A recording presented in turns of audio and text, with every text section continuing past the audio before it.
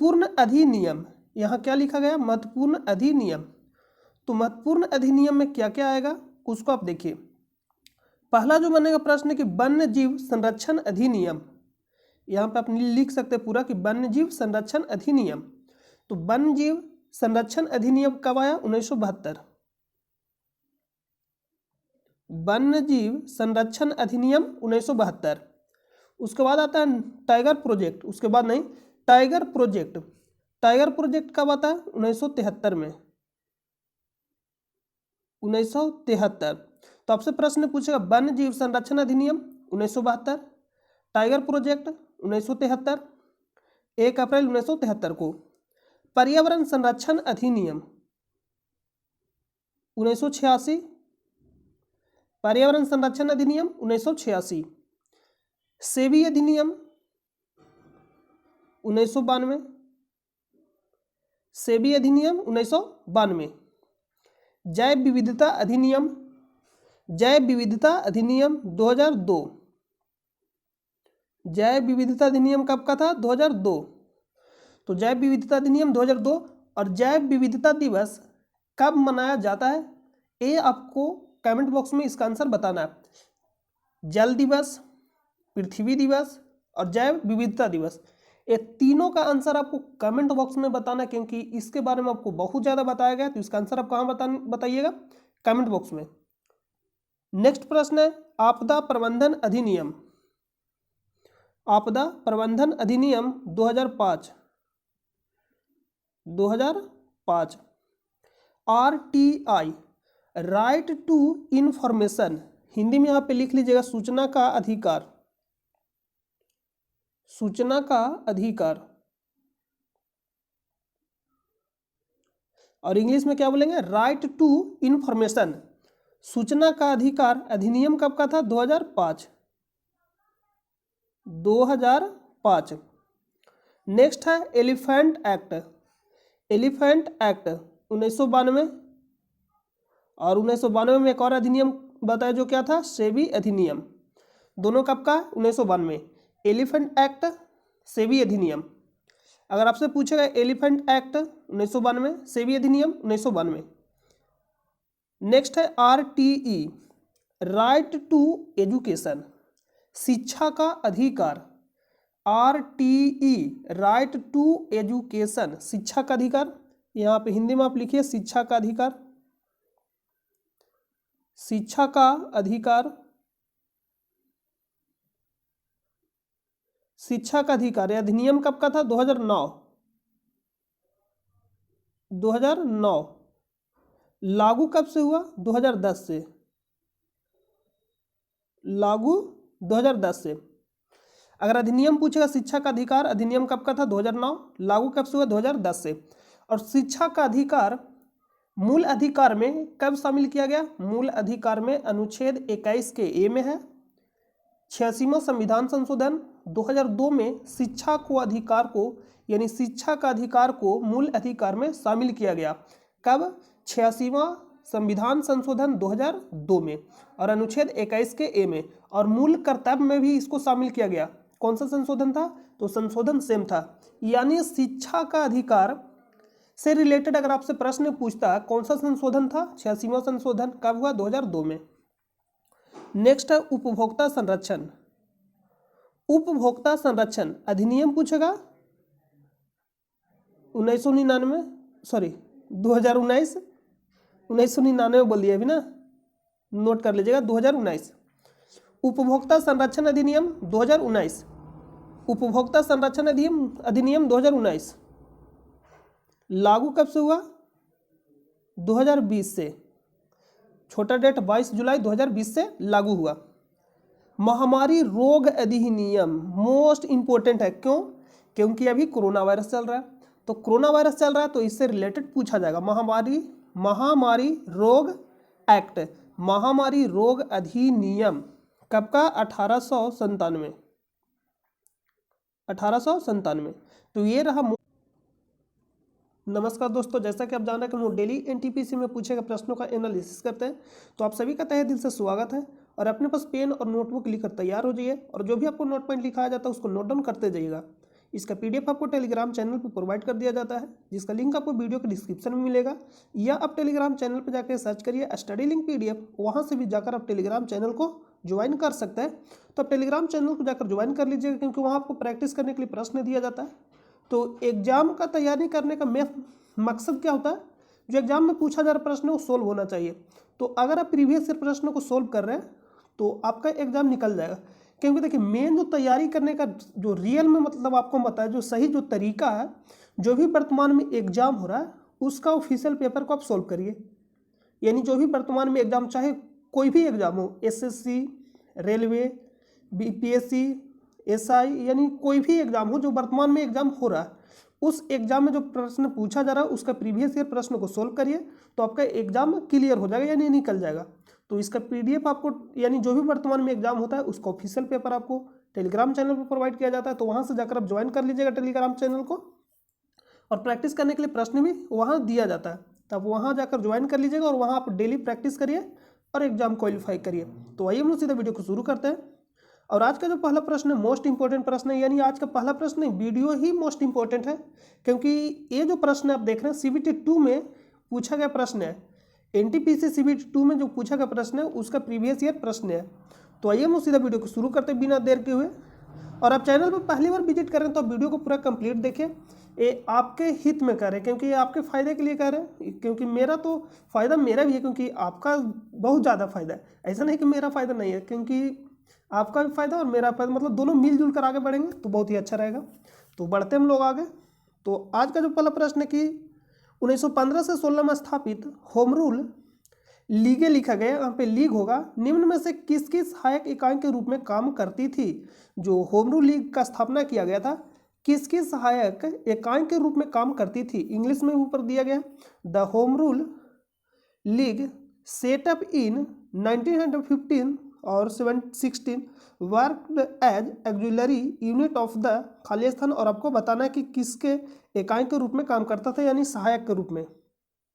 तो इसका right answer हो जाएगा option number B, Indian National Congress, Bharatiya Rashtriya Congress, जिसको हम शॉर्ट में क्या बोलते हैं, INC, इंडियन नेशनल कांग्रेस।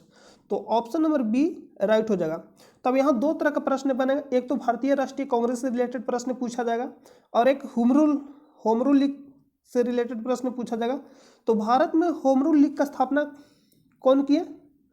तो भारत में होम रूल लीग का स्थापना एक बाल गंगाधर तिलक है और एक एनी बेसेंट, दोनों से रिलेटेड प्रश्न पूछा जाएगा। तो या तो मेंशन कर देगा या ऑप्शन में रहेगा। देखिए पुणे में जो होम रूल लीग का स्थापना हुआ उसका स्थापना कौन किया? बाल गंगाधर तिलक। कहाँ बता रहे हैं?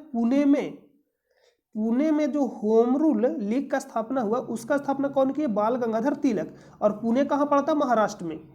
एक है मद्रास जो अभी वर्तमान में नाम क्या है उसका? चेन्नई। तो जो मद्रास में होम रूल लीग का स्थापना हुआ उसका स्थापना कौन की, यानी कौन मतलब किए थे? तो उसका स्थापना किए नहीं थे, की थे, यानी एनी बेसेंट के द्वारा उसका स्थापना किया गया था। तो दोनों प्रश्न आप याद रखिएगा। और सीधा प्रश्न अगर सही कहिए कि सर अगर ये प्रश्न पूछा जाएगा तो कि होम रूल लीग का स्थापना कौन किया, तो या तो ऑप्शन में दोनों रहेगा तो लिखा रहेगा कि ए और बी दोनों, नहीं तो दोनों में से कोई एक ही ऑप्शन रहेगा। या तो वहाँ पे मेंशन कर देगा कि पुणे वाला पूछ रहा है या तो मद्रास वाला पूछ रहा है। तो इसमें आप कन्फ्यूजन ज़्यादा नहीं करिएगा। मुस्लिम लीग का स्थापना कब हुआ? देखिए मुस्लिम लीग का जो स्थापना हुआ था 1906 में, कहाँ हुआ था? ढाका, जो बांग्लादेश में पड़ता था, ढाका में। यानी बहुत से सहयोगी थे, आगा खां, मोहम्मद अली जिन्ना, मतलब और भी शामिल थे। तो ढाका में इसका स्थापना हुआ था मुस्लिम लीग उस समय इसका नाम नहीं था, ऑल इंडिया नाम था, ऑल इंडिया मुस्लिम लीग उसका नाम था। मतलब उस समय ऑल इंडिया मुस्लिम लीग उस समय नाम था जब इसका स्थापना हुआ था 1906 में। लेकिन 1947 में इसका नाम क्या हो गया? मुस्लिम लीग। तो आपसे सीधा प्रश्न जो पूछा जाएगा कि मुस्लिम लीग का स्थापना कब हुआ, तो 1906 ही ऑप्शन में देगा, जो मेनली जो वनडे एग्जाम होता है उसमें पूछा जाएगा। तो 1906 ढाका, ये ढाका कहाँ पड़ता है? बांग्लादेश में इसका स्थापना हुआ। अब हम लोग प्रश्न बात करते हैं भारतीय राष्ट्रीय कांग्रेस से रिलेटेड जो प्रश्न पूछा जाएगा। तो इससे रिलेटेड बहुत ही ज़्यादा प्रश्न पूछा जाएगा, यानी INC, शॉर्ट में क्या बोलेंगे? INC, Indian National Congress. इससे बहुत ही ज़्यादा रिलेटेड प्रश्न पूछा जाएगा। पहला तो प्रश्न पूछेगा कि इसका स्थापना कब हुआ? 1885 में। किसने किया? A.O. ह्यूम के द्वारा किया गया था। कहाँ हुआ था? मुंबई यानी बम्बई में। इसका स्थापना कहाँ हुआ था? मुंबई बोलिए या बम्बई, ठीक है। 1885 में इसका स्थापना हुआ। किसके द्वारा किया गया? A.O. ह्यूम के द्वारा किया गया। इसका भारतीय राष्ट्रीय कांग्रेस के पहले अध्यक्ष कौन थे? भारतीय राष्ट्रीय कांग्रेस के पहले अध्यक्ष कौन थे? वायुमेश चंद्र बनर्जी। नोट करते जाइएगा, वायुमेश चंद्र बनर्जी, वायुमेश चंद्र बनर्जी, जिसको बोलते हैं WC बनर्जी, वायुमेश चंद्र बनर्जी 1885 में। इसके पहले अध्यक्ष कौन थे? WC बनर्जी, वायुमेश चंद्र बनर्जी। 1886 दादा भाई नौरोजी, दादा भाई नौरोजी। तो दादा भाई नौरोजी को वायुवृत्त पुरुष के नाम से जाना जाता है। धन निष्कासन का सिद्धांत कौन दिया? दादा भाई नौरोजी। धन निष्कासन का सिद्धांत किसके द्वारा दिया गया? दादा भाई नौरोजी के द्वारा। प्रथम भारतीय जो ब्रिटिश संसद में शामिल हुए, दादा भाई नौरोजी। इसको नोट कर लीजिए। और प्रथम पारसी अध्यक्ष, भारतीय राष्ट्रीय कांग्रेस के प्रथम पारसी अध्यक्ष कौन थे? दादा भाई नौरोजी। 1887 प्रथम मुस्लिम अध्यक्ष बदरुद्दीन तैयब जी, प्रथम मुस्लिम अध्यक्ष बदरुद्दीन तैयब जी। अध्यक्षता कब किया? 1887 में। 1888 प्रथम अंग्रेज अध्यक्ष, जो इंपॉर्टेंट है एकदम, आपको बता रहा है, आपको एकदम बिल्कुल ये आपको हम ये नहीं बता रहा, एकदम आपको हर हाल में नोट करना है। सिर्फ आपको सुनना नहीं, सुनना भी है और नोट भी करना है, क्योंकि ऐसा मोस्ट इंपॉर्टेंट है। 1888 में प्रथम अंग्रेज अध्यक्ष, भारतीय राष्ट्रीय कांग्रेस के प्रथम अंग्रेज अध्यक्ष कौन था? George yellow, George yellow. Note कर लीजिएगा, जॉर्ज यूलो। ये तो चार जो लगातार है, जो इंपॉर्टेंट है, उसको आप नोट कर लिए। अब हम लोग चलते हैं जो इंपॉर्टेंट पूछा जा सकता है इससे रिलेटेड। 1896 में पहली बार राष्ट्रीय गीत को गाया गया था किस अधिवेशन में? पहली बार राष्ट्रीय गीत को कब गाया गया था? 1896 में कोलकाता के अधिवेशन में। पहली बार राष्ट्रीय गीत को कोलकाता अधिवेशन में गाया गया था। जिसका अध्यक्षता कौन किए थे? यानी 1896 के भारतीय राष्ट्रीय कांग्रेस के अध्यक्षता कौन किए थे? तो उस समय के अध्यक्ष कौन थे? रहमतुल्लाह सियानी, रहमतुल्लाह सियानी। नोट कर लिया, रहमतुल्लाह सियानी, रहमतुल्लाह सियानी। 1896 में भारतीय राष्ट्रीय कांग्रेस के अध्यक्ष कौन थे? रहमतुल्लाह सियानी। कोलकाता अधिवेशन में गाया गया था। पहली बार राष्ट्रीय गीत को कब गाया गया था? 1896 में कोलकाता अधिवेशन में। इसकी अध्यक्षता कौन किया? रहमतुल्लाह सियानी। नेक्स्ट जो प्रश्न पूछा जाएगा कि पहली बार राष्ट्रीय गान को कब गाया गया? पहली बार राष्ट्रीय गान को कब गाया गया? इधर नोट कर दे रहे हैं, 1911 में। पहली बार राष्ट्रीय गान को कब गाया गया? 1911 में। इसके अध्यक्षता कौन किए थे? पंडित बिशन नारायण धर, पंडित बिशन नारायण धर। और कहाँ गाया गया था? कोलकाता अधिवेशन में। तो आपसे प्रश्न पूछेगा कि पहली बार राष्ट्रीय गान को कब गाया गया था? 1911 में कोलकाता अधिवेशन में। इसका अध्यक्षता कौन किया? पंडित बिशन नारायण धर।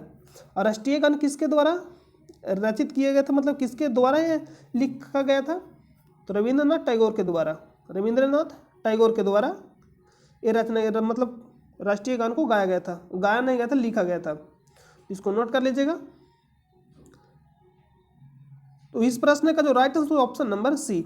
और भी कांग्रेस से रिलेटेड प्रश्न पूछा जाएगा। प्रश्न पूछेगा कि भारतीय राष्ट्रीय कांग्रेस की पहली महिला अध्यक्ष कौन थी? Annie Besant. अध्यक्षता कब की? 1917 के कोलकाता अधिवेशन में। भारतीय राष्ट्रीय कांग्रेस की पहली भारतीय महिला अध्यक्ष कौन थी? सरोजनी नायडू। अध्यक्षता कब की? 1925 के कानपुर अधिवेशन में। महात्मा गांधी 1924 में बेलगाम अधिवेशन में अध्यक्षता किए। बेलगाम कहाँ पड़ता है? कर्नाटक में पड़ता है। तो ये सब आपको याद ही रखना पड़ेगा, जो मोस्ट इंपॉर्टेंट है।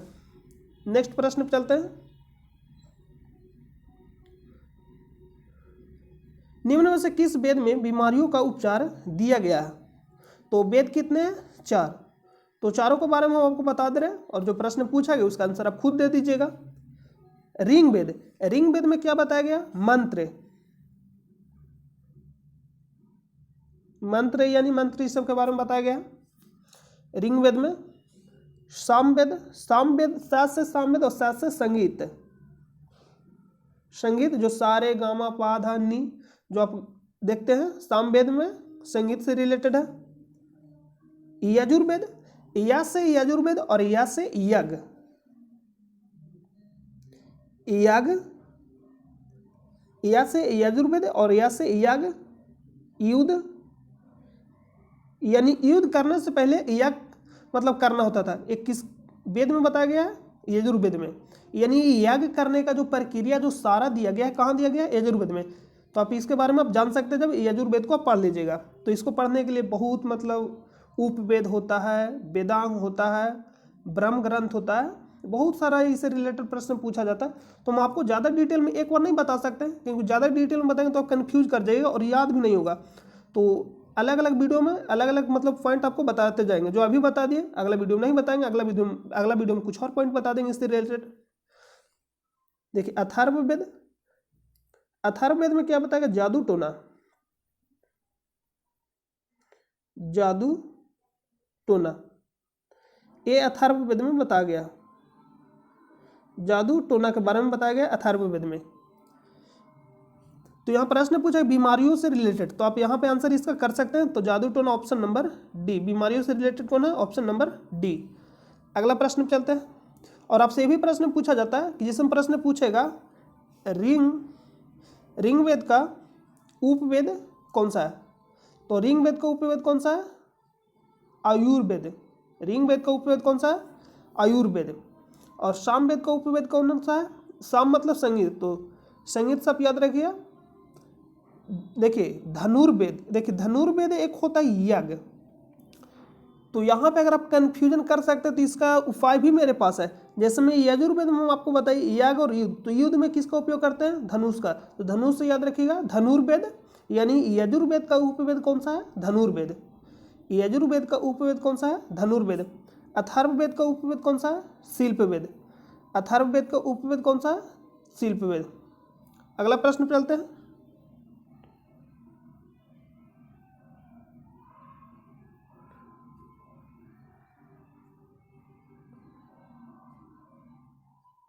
और सामवेद के शायद हम आपका उपवेद नहीं बताया क्या? सामवेद, तो सामवेद का नोट कर लीजिएगा, गंधर्व वेद, क्योंकि गाना गाते हैं सामवेद में, यानी संगीत से रिलेटेड है, तो गाना से हो जाएगा क्या? गंधर्व वेद। प्रश्न पूछ रहे हैं हवल का नियम किससे रिलेटेड है? हवल लॉ इज रिलेटेड टू, तो किससे रिलेटेड है? एस्ट्रोनॉमी यानी खगोल से रिलेटेड है। Option number C, option number C इसका राइट आंसर हो जाएगा।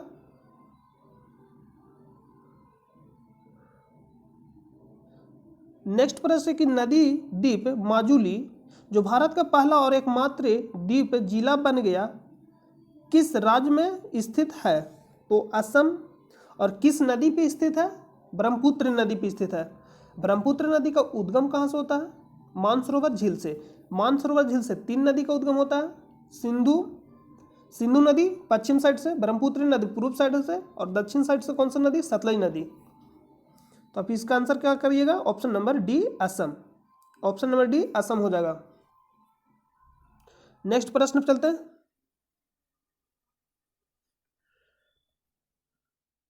नेक्स्ट प्रश्न है कि WWF स्टैंडर्ड फॉर, यानी WWF का पूरा नाम है।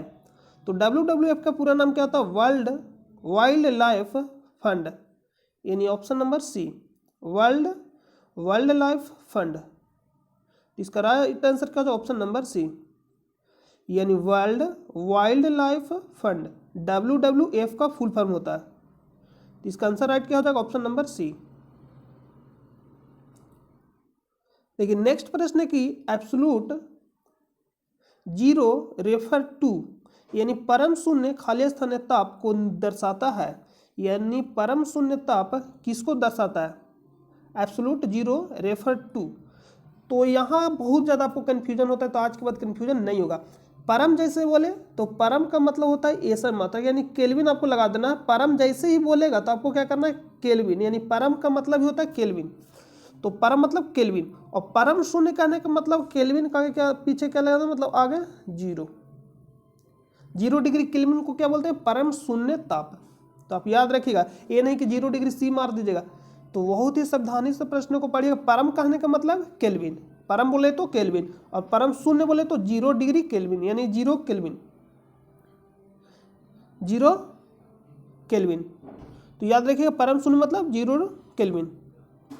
लेकिन यहाँ दिया गया सेल्सियस में, तो सेल्सियस कहने का मतलब है, तो अगर आपको चेंज करने आता होगा तो आसानी से कर लीजिएगा, क्योंकि हम आपको बताए थे कि सी से के में जाना है, यानी सी से के में जाना है।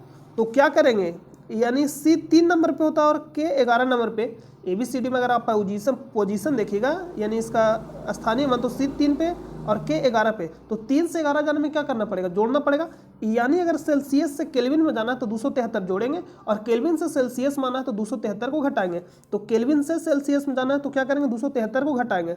तो 0 में से 273 को घटाइएगा तो क्या होगा, -273 डिग्री C, यही आएगा निकल के। यानी परम शून्य तब कितना होगा, -273 डिग्री C। सेल्सियस में ऑप्शन देगा तो -273 डिग्री C, और केल्विन में देगा तो 0 डिग्री K, यानी 0 केल्विन। तो यहाँ आंसर क्या दिया गया है, देखिए दिया गया कि 0 से 273 डिग्री सेल्सियस कम, तो वही तो है आंसर कि 0 से 273 डिग्री सेल्सियस कम। तो इसका राइट आंसर क्या हो जाएगा, ऑप्शन नंबर C। 0 से 273 डिग्री सेल्सियस कम कहने का मतलब है 0 में से 273 को हम लोग घटाए हैं, तो इसका राइट आंसर क्या हो जाएगा, ऑप्शन नंबर A। C बोल दिया क्या, ऑप्शन नंबर A इसका राइट आंसर हो जाएगा। नेक्स्ट प्रश्न पे चलते हैं। नेक्स्ट है कि निम्नलिखित में से कौन सा द्वीप लक्षद्वीप से संबंधित नहीं है, लक्षद्वीप से संबंधित नहीं है। तो सबसे पहले यहाँ पे इमेज आपको दिखाई दे रहा होगा, तो इमेज में अगर आप ध्यान से देखिएगा तो यहाँ पे अगर आप देखिएगा, देखिए ये कौन सा, इसमें अगर आपको क्लियर नहीं दिखा दे रहा तो यहाँ देखिए, देखिए यहाँ पे लिखा गया मिनिकॉय द्वीप, यहाँ पे क्या लिखा गया, मिनिकॉय द्वीप। यहाँ पे लिखा है कवरती, कवरती, और यहाँ पे अमीनी, यानी तीनों द्वीप जो संबंधित है किससे है, लक्षद्वीप से, यानी लक्षद्वीप आइलैंड से संबंधित है। तो कवरती लक्षद्वीप का क्या है, राजधानी है, ये भी आप याद रखिएगा। और यहाँ से रिलेटेड प्रश्न क्या पूछेगा, यानी लक्षद्वीप यहाँ पे हम एल लिख दे रहे हैं, और मिनिकॉय बोले तो एम, और मालदीव बोले तो एल। यहाँ से प्रश्न पूछेगा कि 9 डिग्री चैनल किसके बीच है, मिनिकॉय द्वीप और लक्षद्वीप के बीच है, सॉरी मालदीव के बीच है। यहाँ पे एल लिख दिया है, एम कर दे रहे हैं, एम ए एल कर दे रहे हैं, मालदीव। यानी 8 डिग्री चैनल, 8 डिग्री चैनल किसके बीच स्थित है, मिनिकॉय द्वीप और मालदीव के बीच। तो प्रश्न आपसे सीधा पूछेगा 8 डिग्री चैनल किसके बीच स्थित है, मिनिकॉय द्वीप और मालदीव के बीच। 9 डिग्री चैनल किसके बीच स्थित है, मिनिकॉय और लक्षद्वीप के बीच, मिनिकॉय और लक्षद्वीप के बीच। 9 डिग्री चैनल मिनिकॉय और लक्षद्वीप के बीच स्थित है। लेकिन प्रश्न पूछेगा 10 डिग्री चैनल, तो 10 डिग्री चैनल किसके बीच स्थित है, देखिए यहाँ पे आप जो देख रहे हैं नील आइसलैंड, नील आइसलैंड कहाँ स्थित है, अंडमान निकोबार में। यहाँ पे आप देख रहे होंगे हैवलॉक आइसलैंड, और यहाँ आप देख रहे होंगे स्वराज द्वीप। तो हैवलॉक आइसलैंड का नाम बदलकर क्या कर दिया गया, स्वराज द्वीप। और आपको कमेंट करके बताना है किसके नाम पे किया गया। तो नील आइलैंड कहाँ स्थित है, अंडमान निकोबार में स्थित है। और बाकी यहाँ पे आप देख रहे हैं मिनिकॉय, कवरती, अमीनी कहाँ स्थित है, लक्षद्वीप में। और 10 डिग्री चैनल अगर आपसे पूछा जाएगा तो 10 डिग्री चैनल अंडमान निकोबार को अलग करता है, यानी 10 डिग्री चैनल किसके बीच स्थित है, अंडमान निकोबार के बीच, अंडमान निकोबार के बीच स्थित है 10 डिग्री चैनल। अगर इसमें भी ज़्यादा डीप में अगर प्रश्न पूछेगा तो लिटिल अंडमान देगा और कार निकोबार देगा, लिटिल अंडमान और कार निकोबार। तो यहाँ पे कर लीजिए एल यानी लिटिल अंडमान, और यहाँ पे कर दीजिए सी यानी कार निकोबार के बीच स्थित है 10 डिग्री चैनल। या तो सिंपल प्रश्न पूछेगा तो अंडमान देगा और निकोबार देगा, यानी ज़्यादा डीप में पूछेगा तो लिटिल अंडमान देगा और कार निकोबार देगा। तो दोनों प्रश्नों को आप ध्यान में दीजिएगा। तो यहाँ प्रश्न पूछ निम्नलिखित में से कौन सा द्वीप लक्षद्वीप से संबंधित नहीं है, which one of the following island does not belong to Lakshadweep. तो इसका राइट आंसर क्या हो जाएगा, नील। कहाँ स्थित है, अंडमान में, कहाँ स्थित है, अंडमान में। तो ऑप्शन नंबर सी राइट हो जाएगा, कौन सा नहीं है। बाकी कवरती, मिनिकॉय, अमीनी कहाँ स्थित है, लक्षद्वीप में। नेक्स्ट प्रश्न है कि रॉलेट एक्ट किस वर्ष में पारित किया गया था, 1919 में। और रॉलेट एक्ट को काला कानून किसने कहा, महात्मा गांधी। ये प्रश्न पूछा गया है फॉरेस्ट गार्ड में। रॉलेट एक्ट को काला कानून किसने कहा, महात्मा गांधी। और इसको कब पारित किया गया था, 1919 में। बिना अकील बिना वकील का दलित किसे कहा जाता है? रॉलेट एक्ट को। 1917 में चंपारण आंदोलन, 1917 चंपारण आंदोलन। 1915 9 जनवरी 1915 को महात्मा गांधी दक्षिण अफ्रीका से भारत आए, इसीलिए 9 जनवरी को प्रवासी भारतीय दिवस के रूप में मनाया जाता है। और महात्मा गांधी दक्षिण अफ्रीका में कितने वर्षों तक रहे? 21। ये भी प्रश्न आप याद रखिएगा। अगला प्रश्न पे चलते हैं। नेक्स्ट है कि भारत में किसी राज्य के राज्यपाल के रूप में नियुक्ति के लिए निर्धारित न्यूनतम आयु सीमा कितना है? 35 वर्ष। किसी भी राज्य में किसी भी राज्य में राज्यपाल होगा, किसी भी राज्य में एक राज्यपाल होगा किस अनुच्छेद के तहत? अनुच्छेद 153 के तहत। और राज्यपाल अध्यादेश जारी करता है अनुच्छेद 213 के तहत।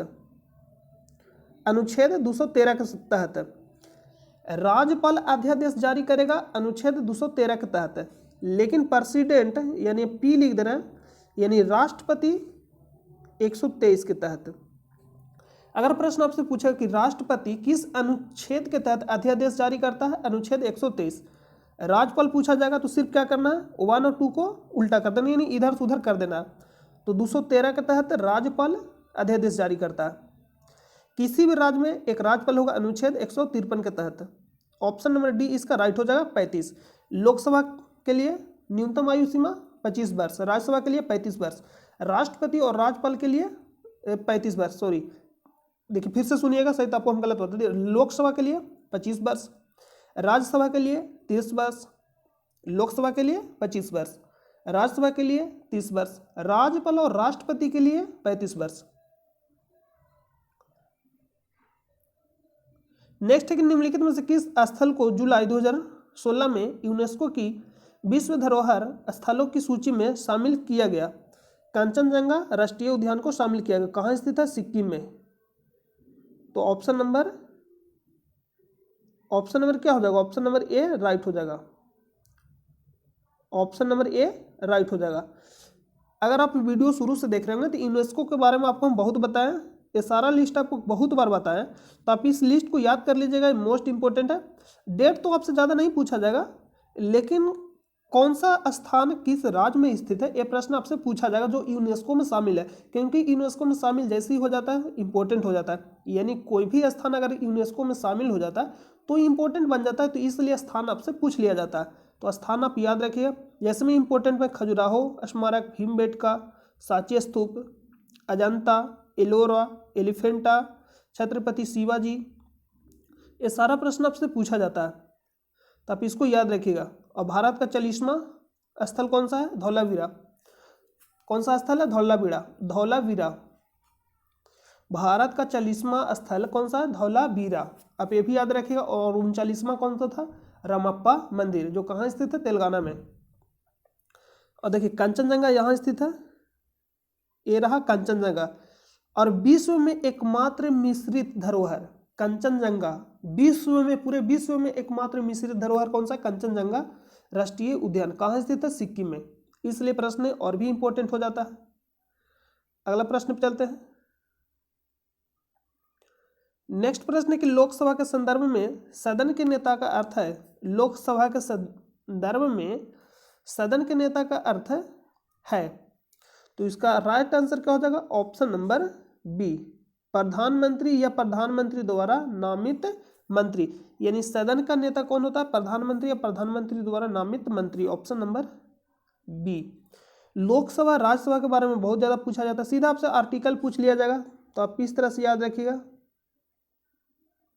सरला शास्त्र संसद अनुच्छेद 79, राष्ट्रीय राज्यसभा अनुच्छेद 80, लास्ट लोकसभा अनुच्छेद 81। अगला प्रश्न पे चलते हैं। नेक्स्ट है कि पृथ्वी की सतह पर पलायन वेग लगभग है। पलायन का मतलब क्या होता है? ये बहुत आप सुनेंगे कि बिहारी मजदूर या बिहारी ऑस्ट्रेलियन पक्षी या साइबेरियन पक्षी पलायन कर गया। पलायन कर गया कहने का मतलब यहाँ से चला गया। पलायन का मतलब क्या होता है? चला जाना। जैसे मैं आपसे प्रश्न, जैसे में न्यूज में अगर आप देखते होंगे कि न्यूज में देता है कि बिहारी मजदूर यहाँ से पलायन कर गए, मतलब चले गए। तो पलायन का मतलब क्या होता है? चले जाना।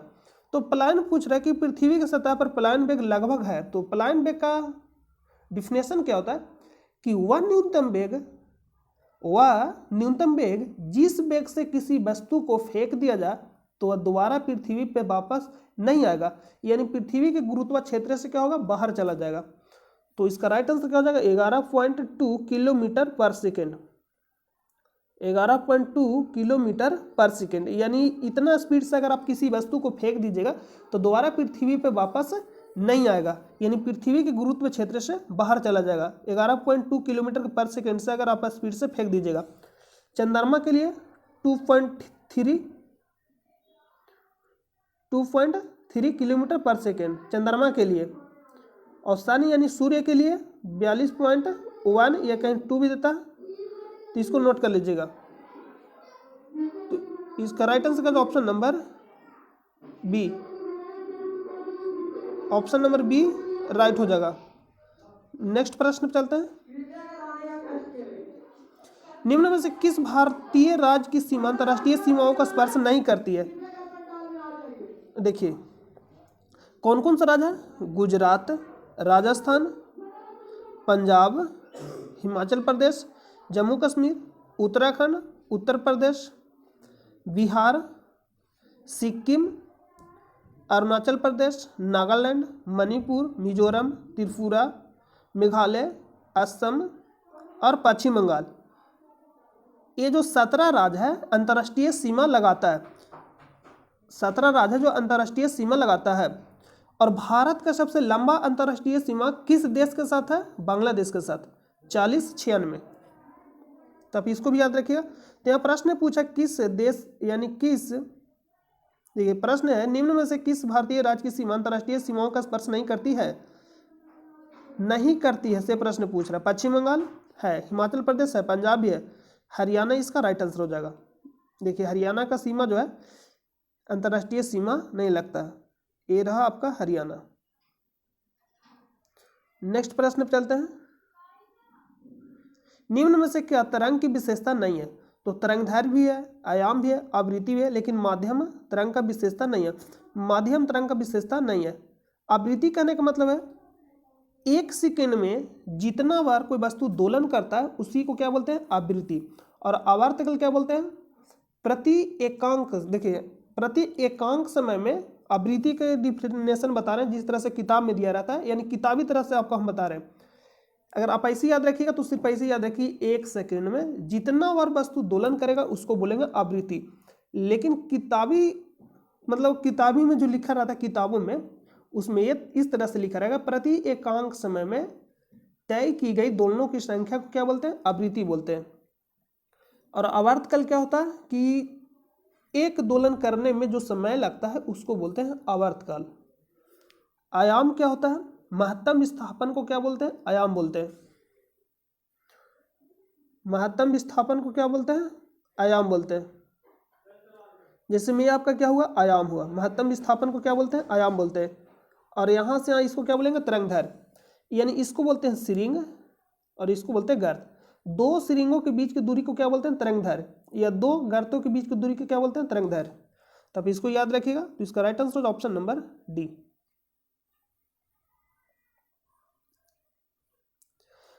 नेक्स्ट है कि इलेक्ट्रॉन के समतुल्य प्रतिद्रव्य कणों को क्या कहा जाता है, यानी एंटी पार्टिकल आपसे पूछ रहा है। तो इसका राइट आंसर क्या होगा, पॉजिट्रॉन।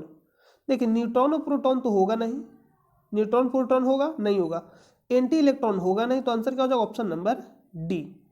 ऑप्शन नंबर डी, इसका राइट आंसर क्या हो जाएगा, ऑप्शन नंबर डी। नेक्स्ट प्रश्न पे चलते हैं। प्रसिद्ध बृहदेश्वर मंदिर कहाँ स्थित है, तमिलनाडु में। प्रसिद्ध बृहदेश्वर मंदिर कहाँ स्थित है, तमिलनाडु में। Option number B. प्रथम लोकसभा अध्यक्ष कौन थे, जेबी मावलंकर। और प्रथम महिला लोकसभा अध्यक्ष कौन थी, मीरा कुमार। इसको भी नोट कर लीजिएगा। तो इसका राइट आंसर का ऑप्शन नंबर बी। और प्रथम महिला राज्यपाल कौन थी, सरोजिनी नायडू। किस राज्य के, उत्तर प्रदेश। प्रथम महिला राज्यपाल कौन थी, सरोजिनी नायडू। अगर आपसे प्रश्न पूछा जाए किस राज्य के, तो उत्तर प्रदेश। प्रथम महिला मुख्यमंत्री कौन थी, सुचिता कृपलानी। किस राज्य की, तो उत्तर प्रदेश। यानी कौन सा राज्य? उत्तर प्रदेश। नेक्स्ट प्रश्न पे चलते हैं।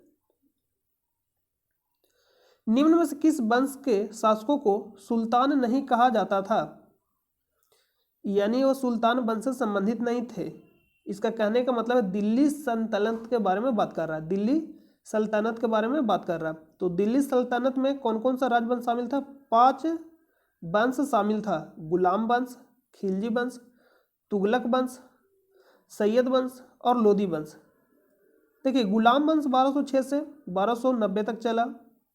खिलजी वंश 1290 से 1320 तक। तुगलक वंश 1320 से 1414 तक। और 1414 से 1451 तक कौन सा वंश चला? सैयद वंश।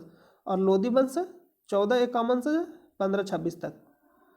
तो एक कौन सा वंश नहीं है से प्रश्न पूछ रहा है कि कौन सा शासकों को सुल्तान नहीं कहा जाता था, यानी किस वंश के शासकों को सुल्तान नहीं कहा जाता था। ये इसका कहने का मतलब दिल्ली सल्तनत में शामिल नहीं था। लोदी शामिल था, खिलजी भी शामिल था और तुगलक भी शामिल था, मुगल नहीं शामिल था। तो इसका राइट आंसर का ऑप्शन नंबर सी। और एकमात्र महिला शासक कौन थी? रजिया सुल्तान। निम्न में से किस प्रजाति को कश्मीरी हिरन भी कहा जाता है? हांगुल। इसका राइट आंसर क्या होगा? ऑप्शन नंबर ए। देखिए इंग्लिश में ऊपर लिखा गया hangul, option number A right हो जाएगा। यहाँ पे इंग्लिश में भी लिखा गया, आप इंग्लिश में भी इसको रीड कर सकते हैं। Which of the following species is also called the Kashmir deer. Next प्रश्न पे चलते हैं। देखिए यही आपका हांगुल। INS अरिहंत निम्न में से क्या है? तो एक प्रकार का सबमरीन है, यानी पनडुब्बी। इंग्लिश में क्या बोलते हैं? सबमरीन। तो ऑप्शन नंबर ए राइट हो। Which of the following is the most appropriate description of INS Arihant.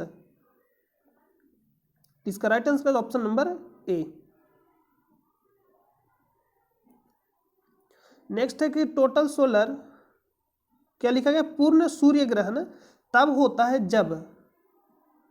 तो इसका जो राइट आंसर हो जाएगा, देखिए यहां पे समझ लीजिए, ए मान लीजिए पृथ्वी है, ए सूर्य है और ये क्या है? देखिए ए पृथ्वी, ए चंद्रमा, ए सूर्य। ये तो समझ गए। तो आप ये कंफ्यूजन ये में रहते हैं कि सूर्य ग्रहण होता है, चंद्रमा ग्रहण होता है, पृथ्वी ग्रहण भी होता है क्या सर? नहीं। तो एक कंफ्यूजन तो आपका दूर हो गया कि पृथ्वी ग्रहण नहीं होता है। तो बच्चा सूर्य ग्रहण और चंद्रमा ग्रहण, यानी चंद्र ग्रहण, चंद्रमा नहीं होता, सूर्य ग्रहण और चंद्र ग्रहण। तो दोनों में कंफ्यूजन होगा कि कब कौन बीच में होगा। तो चंद्र ग्रहण होगा या सूर्य ग्रहण होगा। तो ये बात आप याद रखिए, एक पॉइंट नोट करके लिख लीजिएगा कि जो भी ग्रहण होगा, जैसे में लिखा गया सूर्य ग्रहण, तो सूर्य बीच में नहीं होगा। क्या बोले? प्रश्न ये पूछ रहे हैं आपसे कि जब भी सूर्य ग्रहण होगा तो सूर्य बीच में नहीं होगा। आप इतना याद रखिएगा, आप नोट पॉइंट करके लिख लीजिए कि जब सूर्य ग्रहण लगेगा तो सूर्य बीच में नहीं होगा, और जब चंद्र ग्रहण लगेगा तो चंद्रमा बीच में नहीं होगा, और पृथ्वी बीच में कभी आती ही नहीं है। इतना तो कंफर्म हो गया होंगे कि जब चंद्र ग्रहण होगा तो चंद्रमा बीच में नहीं होगा, और जब सूर्य ग्रहण होगा तो सूर्य बीच में नहीं होगा। तो दो तो ऑलरेडी छट गया। तो यहां सब नोट पॉइंट करके लिखिएगा।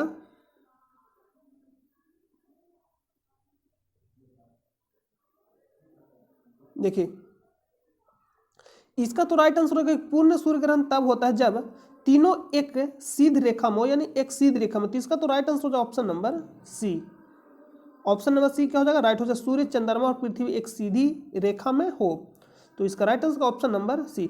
तो सूर्य ग्रहण के बारे में बात करना, तो प्रश्न यहां पूछा है जब चंद्रमा, देखिए सूर्य ग्रहण करने का मतलब सूर्य बीच में होगा नहीं होगा, तो सूर्य यहां रख लेते हैं। तो बीच में क्या होगा? पृथ्वी। तो सूर्य और चंद्रमा के बीच में क्या होगा? पृथ्वी। ये सूर्य है यानी एस लिख दे रहे, एक क्या अर्थ यानी ई लिख देना, और एक क्या चंद्रमा यानी सी। तो सूर्य ग्रहण कब होगा? जब सूर्य और चंद्रमा के बीच में पृथ्वी, जब सूर्य और चंद्रमा के बीच में क्या? पृथ्वी। तो ऑप्शन प्रश्न आपसे पूछा जाए कि सूर्य ग्रहण लगेगा जब सूर्य और चंद्रमा के बीच में क्या? पृथ्वी आ जाएगा। जब सूर्य और चंद्रमा के बीच में पृथ्वी आ जाएगा तो क्या लगेगा, सूर्य ग्रहण। चंद्र ग्रहण कब होगा, जब एक बार जो आ गया वो दोबारा बीच में नहीं आएगा, यानी पृथ्वी बीच में अब नहीं आएगा और सूर्य ऑलरेडी कभी बीच में नहीं आता है। तो यहाँ पे लिखेगा सूर्य बीच में कभी नहीं, तो सूर्य और पृथ्वी के बीच, यानी अभी पृथ्वी क्या हो जाएगा यहाँ, इसको एस कर दीजिए, और चंद्रमा बीच में, यानी सूर्य और पृथ्वी के बीच में जब चंद्रमा आ जाएगा तो क्या हो जाएगा, चंद्र ग्रहण। क्या होगा, चंद्र ग्रहण। तो आप इसको याद रखिएगा, नोट करके लिख लीजिएगा, ये मोस्ट इंपॉर्टेंट है। तो इस प्रश्न का जो राइट आंसर हो जाएगा ऑप्शन नंबर सी, कि पूर्ण सूर्य ग्रहण तब होता है जब सूर्य चंद्रमा पृथ्वी एक सीधी रेखा में हो। यहाँ लिखा है the sun moon and earth are in a direct line.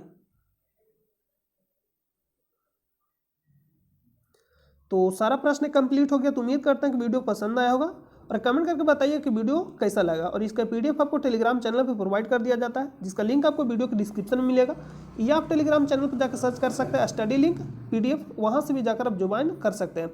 तो मिलते हैं नेक्स्ट वीडियो में, तब तक के लिए अपना ख्याल रखिएगा। जय हिंद, जय भारत।